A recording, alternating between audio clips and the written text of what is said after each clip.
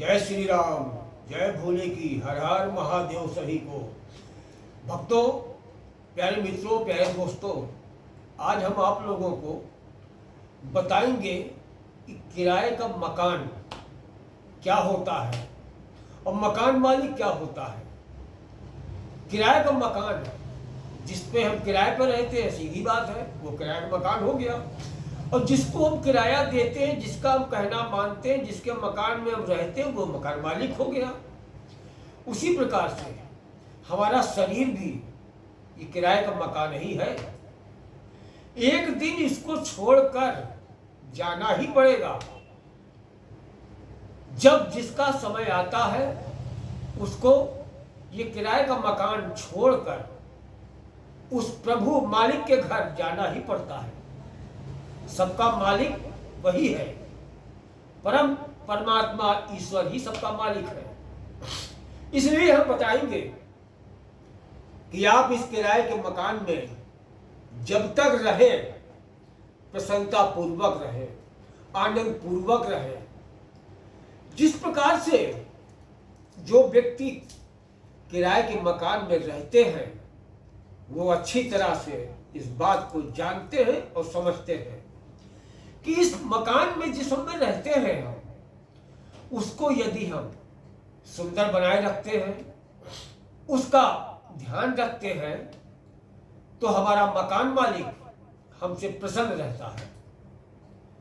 इसलिए प्रसन्न रहता है कि हमारा किराएदार हमारे घर को अपने घर की तरह संजोए हुए है। वो बड़ा खुश रहता है। और हो सकता है कि आपकी समय समय पर मदद भी करते हो। ये अच्छे किराएदार के गुण होते हैं। उसी प्रकार के शरीर हमारा है। इस शरीर को हम जितना सुंदर बनाएंगे, जितना पवित्र रखेंगे, उतना हमारा ईश्वर भी खुश होता है। क्योंकि निश्चित है कोई भी चीज स्थिर नहीं है। हर चीज का एक दिन अंत होना है। स्थिर केवल वही है जो प्रभु का, ईश्वर का प्रसाद है, उसकी संपत्ति है। वो क्या है? नदियां, पहाड़, जल, वायु, सूर्य की रोशनी, ये सब अमिट है, कभी इसका नाश नहीं होगा। बाकी सब जिसका भाव है वो मिटने वाली है। एक न एक दिन उसका अंत निश्चित होगा। चीज का जब अंत होता है तो कष्ट शरीर में जरूर होता है। जिसके साथ में, जिसके व्यवहार में वो शरीर होता है, उस सारे लोगों को कष्ट होता है। भले ही आप एक तोता क्यों ना पालो, तोता आप पालोगे या कोई पंछी या कोई जानवर पालते हो, उसके बिछड़ने पर भी आपको कष्ट होता है। यहां तक कि कोई आप घर में सामान लाओ और वो सामान आपका बहुत प्यारा हो और वो भी जब टूट जाता है तो आपको कष्ट होता है। और ये शरीर तो एक दूसरे से सब मिक्सअप रहता है, परिवार के अंग संग रहता है, मोह माया ममता से घिरा हुआ होता है। तो इसको तो बहुत कष्ट होता है। मगर इस कष्ट की सच्चाई यही है कि जो आया है वो जाएगा। जाना निश्चित है सबका। दुख होता है।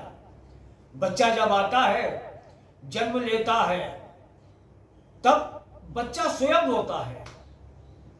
मगर वही बच्चा अपने अच्छे कर्मों के कारण जब वापस जाता है खुदा के पास, तो सबको रुला कर जाता है। इसलिए मेरे प्यारे मित्रों, मेरे प्यारे भाइयों, इस मकान को भी किराए का मकान ही समझें। इसके साथ जितनी हमदर्दी करेंगे उतना ये स्वस्थ रहेगा, प्रसन्न रहेगा, निरोगी रहेगा। क्योंकि ये उसकी संपत्ति है।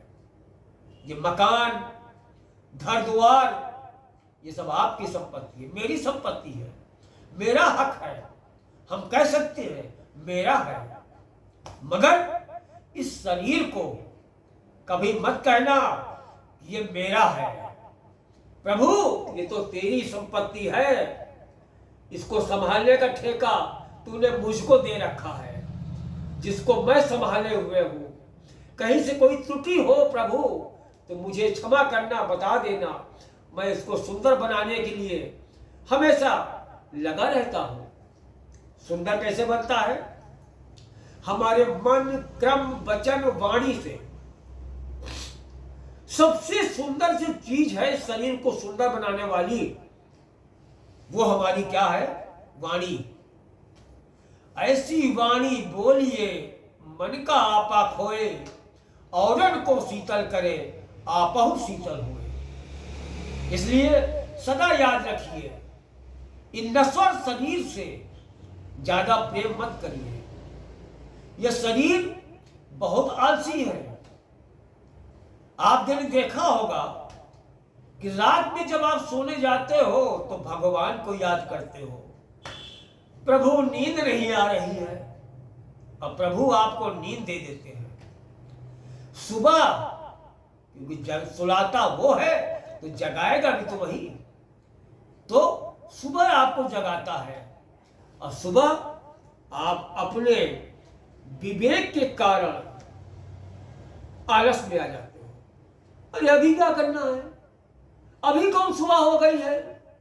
प्यारे, क्या सूरज ने कभी सोचा आज निकलने का मन नहीं है? तो आप क्यों सोचते हो? आप तो अपने घर के सूरज हो, जो इस समाज को, घर परिवार को उजाला करता है। तो उसमें देर क्यों? इस शरीर से इतना मोह क्यों? ज्यादा मोह मत करो इस शरीर से।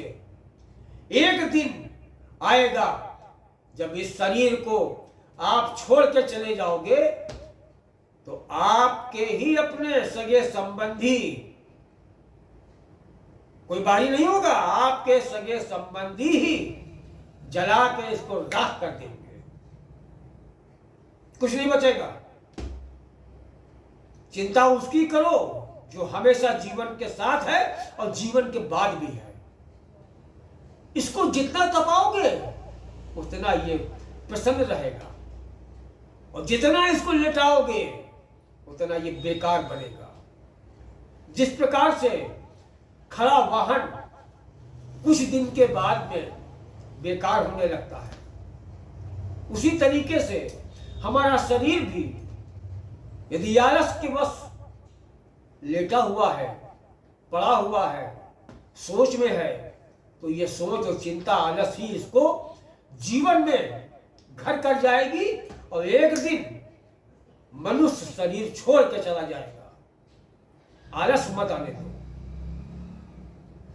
सारी खराबियों की जड़ आपका आलस है, हमेशा ध्यान रखिएगा।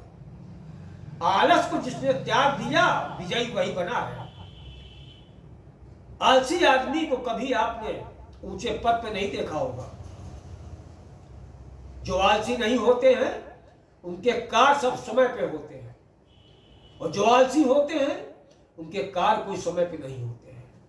इसलिए तेजवान बनिए, प्रकाशवान बनिए, निष्ठावान बनिए, और ये हमेशा ध्यान रखिए कि इस किराए के मकान में रह रहे हम, कोई मकान मालिक नहीं है।